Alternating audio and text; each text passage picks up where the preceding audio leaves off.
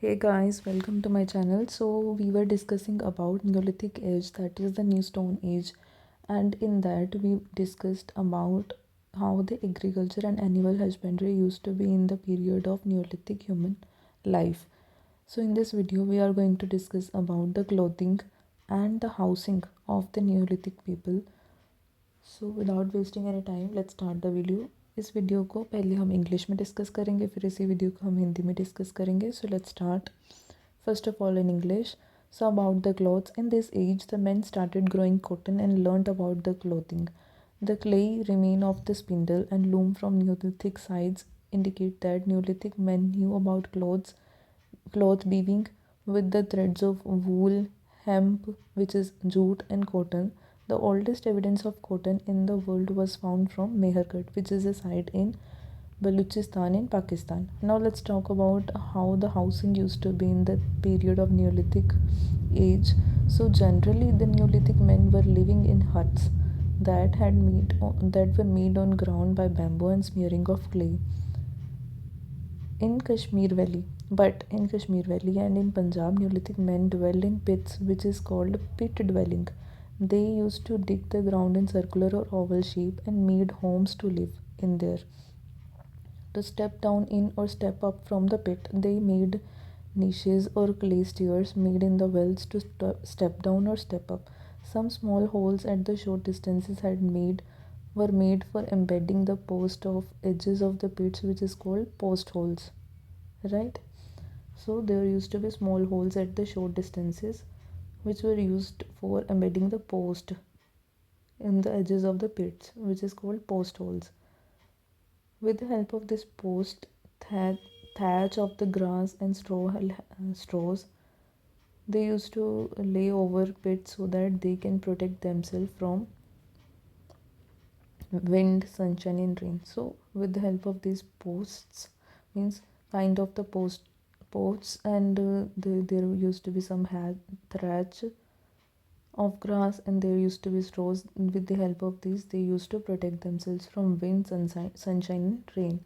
The archaeological evidence of pit dwelling have been found from the sites of Bursahom and Gufkaral of Kashmir and Saraikola of Punjab. So this is about the clothes and housing of the Neolithic age. Now इन्हीं चीज़ों के बारे में अब हम हिंदी में बात करते हैं. सो सबसे पहले बात करें तो क्लोथिंग के बारे में. तो जो न्यू स्टोन एज के लोग थे, उन्होंने अब रहने सहने के साथ साथ एनिमल हस्बेंड्री के साथ, एग्रीकल्चर के साथ साथ जो क्लोथिंग है वो स्टार्ट कर दी थी. ठीक है, दे यूज़ टू वियर क्लोथ्स. वो कपड़े पहनने शुरू कर दिए उन्होंने. मतलब जो जो उस समय के स्पिंडल और लूम मिले हैं, मतलब चरखा टाइप का जो चीज़ें मिली हैं जो क्ले के बने हुए, उससे पता लगता है कि न्यूलिथिक लोगों ने जो क्लोथ्स को वीव करना शुरू कर दिया था. विद द हेल्प ऑफ कौन कौन से थ्रेड यूज़ करते थे वो? एक वूल यूज़ करते थे, एक जूट जिसे हेम्प भी कहते हैं, और एक कॉटन यूज़ करते थे. ठीक है, अर्लीस्ट नोन जो कॉटन के एविडेंस मिलती हैं वो वर्ल्ड में सबसे पहले मिलते हैं मेहरगढ़ साइड से, which is in Balochistan, Pakistan. ठीक है, अब बात करें हाउसिंग के बारे में. तो नियोलिथिक लोग जो थे उन्होंने अपने घर बनाने शुरू कर दिए थे. घर कैसे? हट होती थी. ठीक है, वो किस चीज़ से बनी होती थी? बैम्बू से या फिर क्ले से, मतलब बैम्बू और क्ले से बनी होती थी हट. ठीक है, पर कुछ एक्सेप्शंस है, मतलब जैसे कि कश्मीर वैली और पंजाब जो पाकिस्तान में, उन वहाँ पे वो बैम्बू के या फिर क्ले के घर नहीं बनाते थे. वो कैसे बनाते थे? वो पिट ड्वेलिंग करते थे, मतलब पिट्स में रहते थे. पिट क्या होता है? एक तरह के खड्डे होते हैं. ठीक है, तो ये क्या करते थे? ग्राउंड में खड्डे करते थे सर्कुलर या फिर ओवल शेप में, और वहाँ पे अपना घर बनाते थे. ठीक है, पिट में वो नीचे जाते थे या ऊपर आने के लिए वो क्या करते थे? जो क्ले होती है, ठीक है, उससे वो स्टेयर्स बना लेते थे. ठीक है, जिससे वो ऊपर नीचे आ जा सकें. फिर जो ये स्मॉल होल्स होते थे उनमें वो थोड़े थोड़े डिस्टेंस पर क्या करते थे? जैसे पोस्ट होल्स नहीं होते जहाँ पे पोस्ट डाली होती है, डालते हैं हम, डाक डालते हैं, तो वो पोस्ट लगा देते थे, एम्बेड करते थे पोस्ट थोड़ी थोड़ी जगहों पे, एजेस पे. ठीक है, होल के. और उन पोस्ट होल्स पर वो क्या करते थे? ग्रास से और जो स्ट्रॉ होती थी उसकी हेल्प से वो एक तरह से छत से बना लेते थे, जिससे वो अपने आप को हवा से, धूप से और रेन से बचा सकें. ठीक है, तो जो आर्कियोलॉजिकल एविडेंस है पिट ड्वेलिंग की, इस चीज़ को क्या कह रहे हैं? पिट ड्वेलिंग कहते हैं, क्योंकि वो पिट्स में रह रहे हैं.